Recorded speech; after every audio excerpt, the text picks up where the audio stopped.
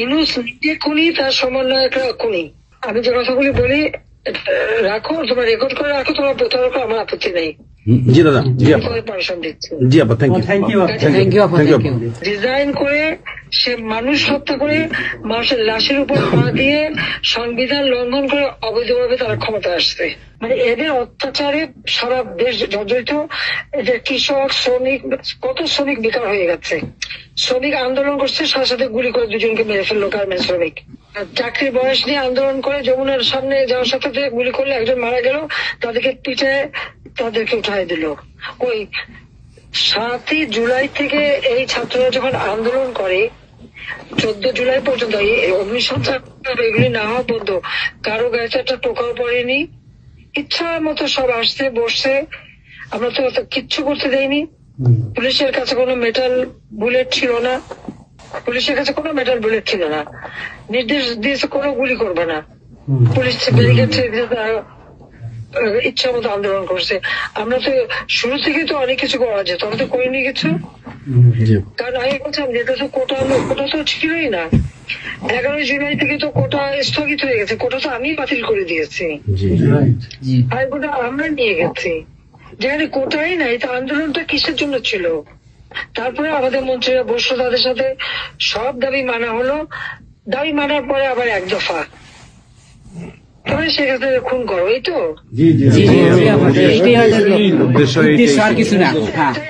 ছিল আমাকে হত্যা করা। আপনাকে হত্যা করা মানে বাংলাদেশকে হত্যা করা। ওরা তো হত্যা মামলা, আবার হত্যা মামলা দিয়ে আবার এখন বলে গণহত্যার বিচার হবে। গণহত্যার বিচার আমার না, গণহত্যার বিচার হবে ইউনূসের।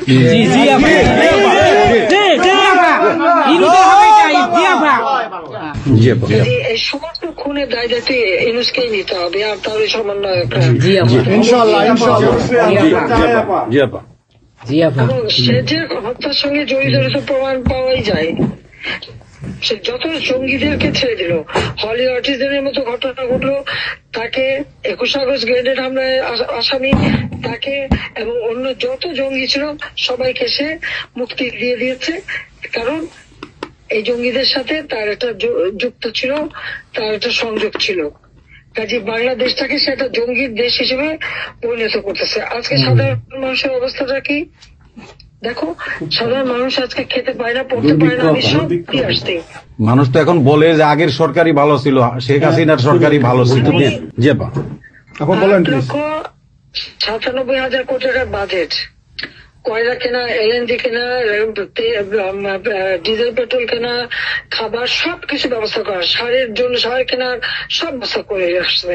যে এলএনজি আমার সময় যখন বাজারে 10 টাকা, আমরা সেটা 9.93 দামে কিনলাম। সেই 9 টাকা 9 পয়েন্টের যেটা কিনা সে 14 তোমার 5 একটা, আর 14.65 এই দামে কিনলো। ডাবল দামে সে কিনতে গেল কিসের জন্য? এখন তো বাজারের দাম আরো কমছে। শেয়ার মার্কেটের টাকা উধাও, ব্যাংকে টাকা নাই, ব্যাংকের টাকা উধাও, গেল কোথায়? আমেরিকা। 20 লক্ষ মেট্রিক টন খাদ্য আমি রেখে আসছি। 1 কোটি পরিবারের জন্য টিসিবির কার্ড দিছি, মাত্র 30 টাকা কেজিতে তারা চাল কিনতে পারবে এবং ডাল, তেল, গম কিনতে পারবে। সেই ব্যবস্থা করে আসলাম সস্তায়। 43 লক্ষ মানুষকে বাদ দিছে সেখান থেকে। কেন বাঁধলো? আওয়ামী লীগের সরকার করছে, বাদ দিতে আওয়ামী লীগের। তার মানে তুমি আরেকটা জিনিস করো, 43 লক্ষ আওয়ামী লীগ পেল, তখন তো 1 কোটি ছিল, বাকি তো অন্য দলের। আওয়ামী লীগ তো দল দেখে নাই, আওয়ামী লীগ দেখছে যারাই আবেদন করছে তাদেরই দিয়েছে, সে যে দল মত নির্বিশেষে সবার জন্য। আওয়ামী লীগ মানুষের জন্য করে, এটা আওয়ামী লীগ সরকার করছে এর জন্য। আজকে ছাত্রদেরকে সে তারা বিভ্রান্ত করছে।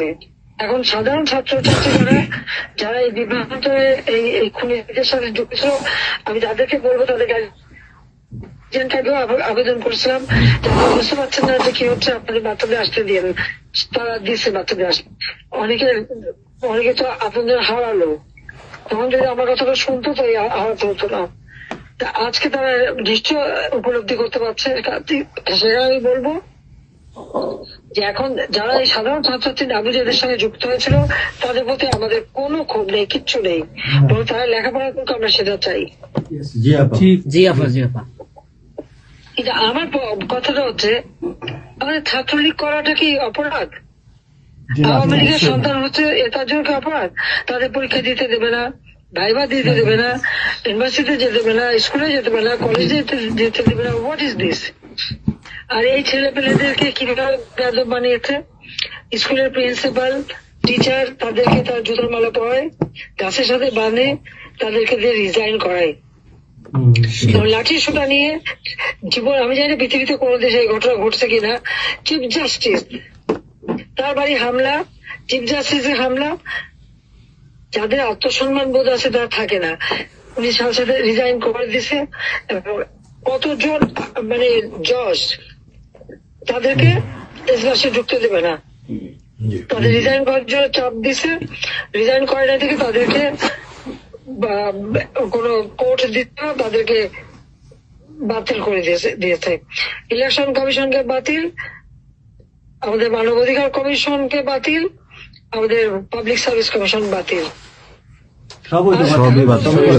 চাকরি দিতে পারছে না, চাকরি দিতে পারছে না। পাবলিক সার্ভিস কমিশন অচল করে দিয়েছে। এই ছেলেপেলেরা যাবে কোথায়? আজকে তারা কাজ করার সুযোগ নেই। একের পর এক ইন্ডাস্ট্রি বন্ধ, আগুন দিয়ে পুড়িয়ে দিয়েছে ইন্ডাস্ট্রি অথবা বন্ধ করে দিচ্ছে। ব্যবসায়ীরা টাকা আনতে পারেন না, যারা খাবার আমদানি করতে তাদের বিদেশে যেতে দিচ্ছে তাদেরকে হ্যারাস করা হচ্ছে। ইনশাআল্লাহ হইবে একদিন, ইনশাআল্লাহ হবে। আপা 152 জন সমন্বয়কের মধ্যে ওর বিচার আমি করব। একজনকেও কিন্তু গুলি করা হয় নাই বা কেউ গুলিবিদ্ধ হয় নাই, গুলিবিদ্ধ হয়েছে সাধারণ জনতা। তার মানে ওরা মারছে এগুলোকে। ইন্ডেমনিটি দিয়েছিল 15 আগস্ট হত্যাকারীদের। পুলিশ আমি বলছিলাম বিচার করবো, আমি বিচার করি নাই, করছি ইনশাল্লাহ। ইনশাআল্লাহ ইনশাআল্লাহ দেশে বিচার হবে ইনশাআল্লাহ। অবশ্যই অপরাধীদের বিচার জাতির বিচার শুরু করেছিলেন জিয়াউর রহমান এসে সে বিচার বন্ধ করে দেয়।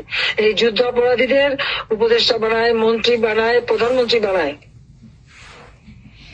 খালেদা জিয়া তাদেরকে মন্ত্রী বানায়, জি জি, এরশাদ তাদেরকে এমপি বানায়, আবার বানায় কি বলে রাজনীতি করার সুযোগ দেয়, রাষ্ট্রদূত করছে, রাষ্ট্রপতি পদে প্রার্থী করে। খালেদা জিয়া ভোট চুরি করে এই খুনিদেরকে পার্লামেন্টে বসায় রচিত্রে। আমি বলছি আমি বিচার করবো, আমি বিচার করতে পারছি। আল্লাহ আমাকে সেই সুযোগ। এই ছাত্র হত্যার জন্য, জনগণ হত্যার জন্য, পুলিশ হত্যার জন্য আওয়ামী লীগের নেতাকর্মী এবং মাইনরিটি, হিন্দু, বৌদ্ধ, খ্রিস্টান কেউ বাদ যায় নাই। আক্রমণ করছে, হিন্দুদের বাড়ি ঘর মন্দির ভাঙছে, বুদ্ধিস্টদের প্যাগোডা ভাঙছে, সেখানেও তাদের ছেলেদের হত্যা করছে সেই খাগড়াছড়ি এবং রাঙামাটিতে। প্রত্যেকের উপরে এরা হামলা করছে, করে করে তাদেরকে মারছে। মাইনরিটিদের উপরে যে অত্যাচার। আবার দাবি উঠায় কি ইসকন নিষিদ্ধ করতে হবে আর সংবিধান থেকে সেকুলার শব্দ বাদ দিতে হবে। কেন বাদ দিতে হবে? এই সংবিধান জাতির পিতা দিয়ে গেছেন, এটা লাখো শহীদের রক্তের বিনিময়ে পাওয়া। এদের কলমের খরচ জিয়াও এটাকে নিয়ে খেলছে, এসবও করছে, খালেদা জিয়াও করছে। কিন্তু আবার আমরা সেই সংবিধান ফিরিয়ে এনেছি, মানুষের অধিকার আমরা নিশ্চিত করেছি। এবং এই সংবিধানেরই 7ম অনুচ্ছেদের গ, অবৈধভাবে অনির্বাচিত কোন কেউ যদি ক্ষমতা চায় তাহলে তার বিচার হবে। এবং ইউনূস তার কোন সাংবিধানিক ভিত্তি নাই, সে অসাংবিধানিক ভাবে অবৈধভাবে ক্ষমতা দখল করছে। ইনশাল্লাহ তার বিচার ওই সংবিধান মোতাবেকই হবে এবং তার ওই চালা চামুন্ডা যে করার সাথে আছে আর উপদেষ্টা এবং সমন্বয়কারী সবকটার বিচার বাংলা মাটিতে হবে। ঘুষখোরের কোনো জায়গা নাই বাংলাদেশে আপা। জি আপা,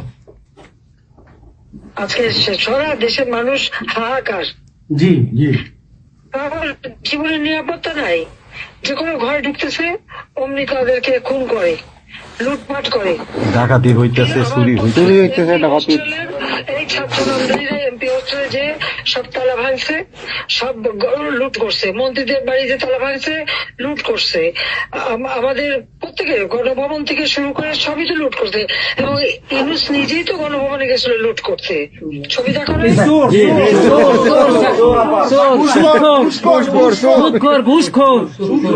আপা আপনি গোপালগঞ্জে চলে আসেন, কোনো সমস্যা নাই, আমরা আছি আপনার সাথে। সবাই যাবো ইউরোপ আমেরিকা থেকে, সবাই আমরা যাবো। আমরা গোপালগঞ্জে কথা শুনি, কথা শুনি। ইনশাআল্লাহ স্বেচ্ছায় কারাবরণ করবো দরকার হয়। জি আপা, হ্যাঁ জি আপা বলেন প্লিজ। ওই আগুন দিয়ে পোড়ানোর পরে যেটুকু অবশিষ্ট ছিল সেটা লুট করতে গেছিল, ওটা চোর, জি বড় চোর, বড় চোর। ঠক। জি আপা। আপা, আবার বিচার করবে আমাদের।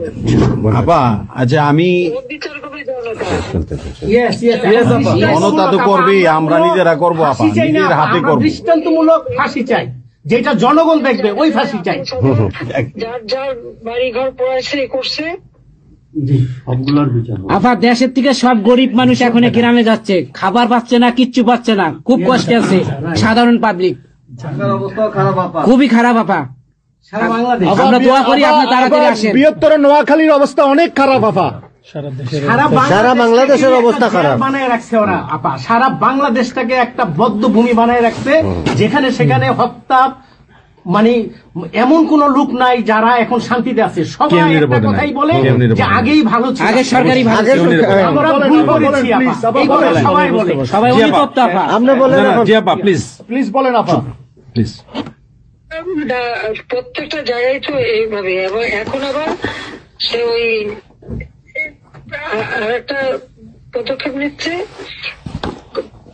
এদিকে প্রায় 80 জন প্লাস আরো 35 জন, সেই সাথে 300 লোক, তারা জেলা উপজেলা ইউনিয়নে সার্ভে করতে পাঠাচ্ছে। সবাইকে বলে দাও ওই সার্ভে করতে কারা যায়, কাদের নাম লিখছে, আমরা করবো। Definitely quick that it. Yeah. আমরা চাই আপা আপনি সুস্থ থাকেন, আপনি সুস্থ থাকলে বাংলাদেশ সুস্থ থাকবে, বাংলাদেশ ভালো থাকবে। আপনাকে আবার আমরা ফিরিয়ে এনে বাংলাদেশকে আবার এগিয়ে নিয়ে যাওয়ার জয়ের মালা পরাবো আবার, আবার জয়ের মালা পরাবো। জয় বাংলা, জয় বঙ্গবন্ধু। জি আপা প্লিজ।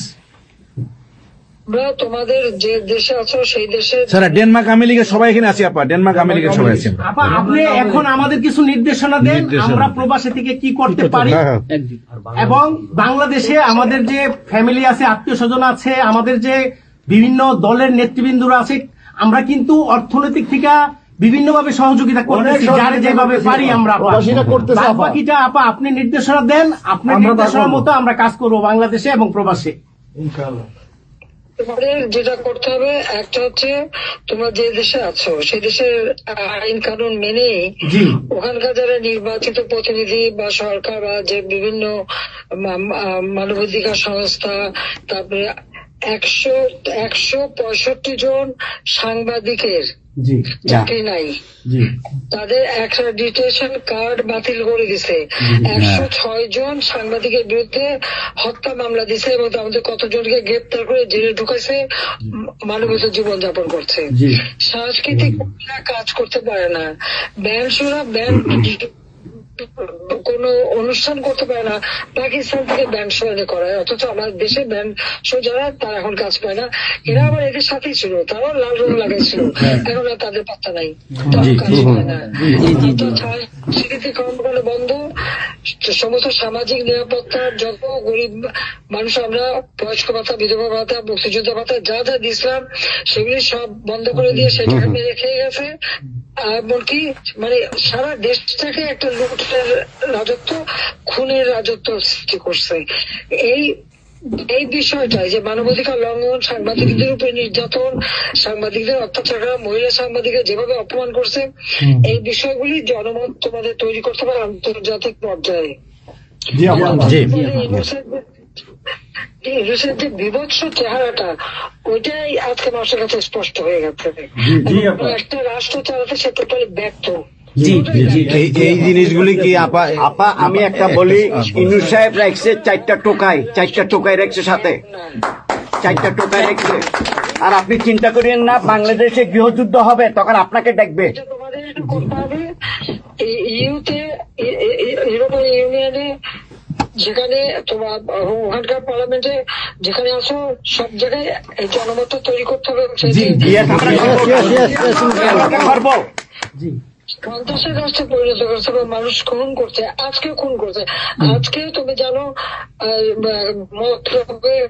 আমাদের মোহাম্মদ হোসেন মায়ের বাড়িতে আগুন, এইগুলি সে করে বেড়াচ্ছে এবং সমস্ত এই ইচ্ছা মতো। কাজে তোমরা এই বিষয়গুলি তোলো, আর আত্মীয় স্বজন বন্ধু বান্ধব পরিচিত যারা আছে খুবই কষ্ট আছে, তাদেরকে সাহায্য করো। মামলা দিয়ে দিয়ে আমাদের নেতা কর্মীদের চরম হয়রানি করে যাচ্ছে, তাদেরকে সহযোগিতা করা, এই যে আইনজীবী ঠিক করা এবং আন্তর্জাতিক ভাবে কিভাবে মানে এদেরকে সব জনমত সৃষ্টি করা, সরকার যে অপকর্মগুলি করছে সেগুলি তুলে ধরা, এই কাজগুলি তোমাদের আমরা করবো। আপা একটা জিনিস একটু সন্দেহ লাগতেছে আপা, তাদের সাথে তোমরা থাকবা, কাজ করবা, আর দেশের ভিতরে মানুষকে যে এই সরকারকে না তাহলে দেশের মানুষের মুক্তি দেয়। হ্যাঁ আপা, আমি একটু একটা কথা বলতে চাই। একটা জিনিস একটু সন্দেহ লাগতেছে যে পাকিস্তান থেকে যে শিপের মধ্যে কতগুলি কন্টেনার আসলো, এইটা কেন এবং এত দ্রুত ওরা কিভাবে পাকিস্তানের সঙ্গে ব্যবসায়িক সম্পর্কটা গড়লো? কারণ এইটা তো কোনোদিন ছিল না বাংলাদেশে, ৭১-এর পরে এটা হয় নাই আপা। এখন এইটা নিয়ে আমাদের আপনি তো অবশ্যই আপনি অনেক কিছু অবগত আছেন, এটা আমাদের জানার প্রয়োজন। এই তথ্যটা আমাদের বের করা উচিত যে কোনো ভাবে, গোয়েন্দা বলেন, যে কোনো ভাবে আমাদের তো কিছু না কিছু আছে, এদের মাধ্যমে এই জিনিসটা আমাদের খুবই দ্রুত বের করা উচিত। এরা কি মনে করতেছে, মনে হয় সম্ভবত ভয় পাইতেছে যে আমরা হয়তো দেশে একটা অরাজকতা সৃষ্টি করুম, ওরা একটা গৃহযুদ্ধের প্রস্তুতি নিতেছে অস্ত্র। আমার কাছে সন্দেহ। ওইখানে দুইজন যে মাল ডেলিভারি করে ওই জায়গাতে কন্টেনারের ওইখানে 2টা লোকের চাকরি চলে গেছে।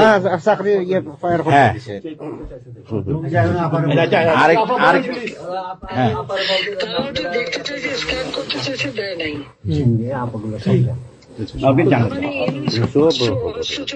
সাথে জড়িত।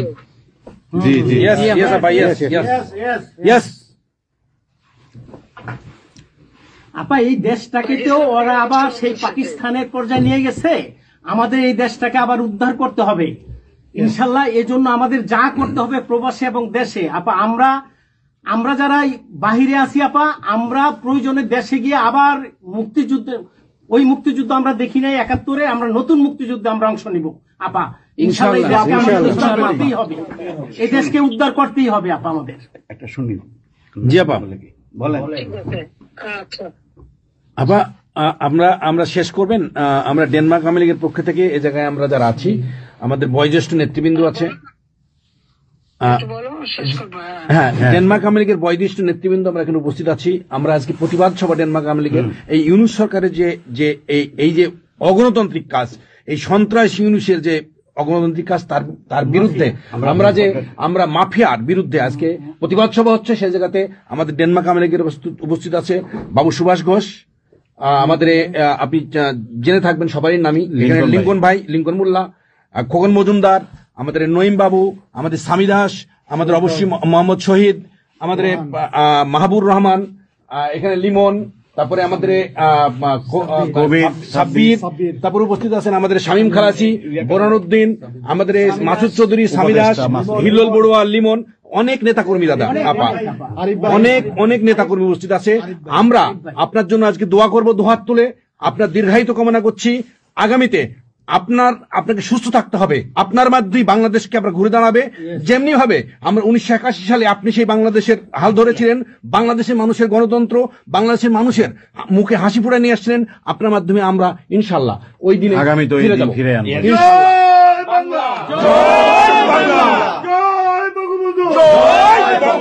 শেখ হাসিনার সরকার বারবার দরকার, বারবার দরকার। শেখ হাসিনার সরকার, শেখ হাসিনার ভয় নাই, রাজপথ ছাড়ি নাই, রাজপথ ছাড়ি নাই। শেখ হাসিনার ভয় নাই, শেখ হাসিনার হাসিনার সরকার বারবার দরকার, শেখ হাসিনার সরকার বারবার দরকার।